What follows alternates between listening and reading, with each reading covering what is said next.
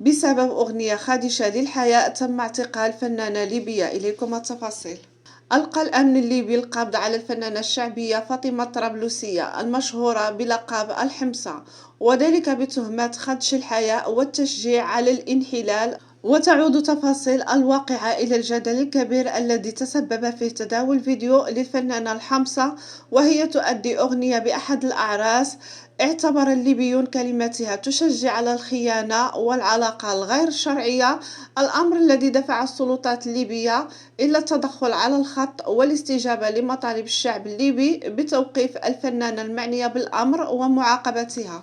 من جانبه كشف جهاز دعم الاستقرار التابع لوزارة الداخلية الليبية أنه جرى توقيف الفنانة حمصة لارتكابها جريمة خدش الحياة، وذلك حرصا على المحافظة على الأخلاق الحميدة التي تميز بها المجتمع الليبي، مبرزا أنه سيقف سدا منيعا وسيضرب بيد من حديد على كل من تسول له نفسه المساس بالأخلاق والقيم. وأبرز ذات البيان أن الجهاز سيخوض كافة الإجراءات القانونية اللازمة ضد الفنانة حمصة على اعتبار الفعل الذي ارتكبته يجرمه القانون. للإشارة أن الفنانة الشعبية الليبية فاطمة الطرابلسية المشهورة بغنائها في حفلات الأعراس سبق لها أن اعتقلت سنة 2017 على طريق بالعاصمة طرابلس بتهمة حيازتها مواد ممنوعة.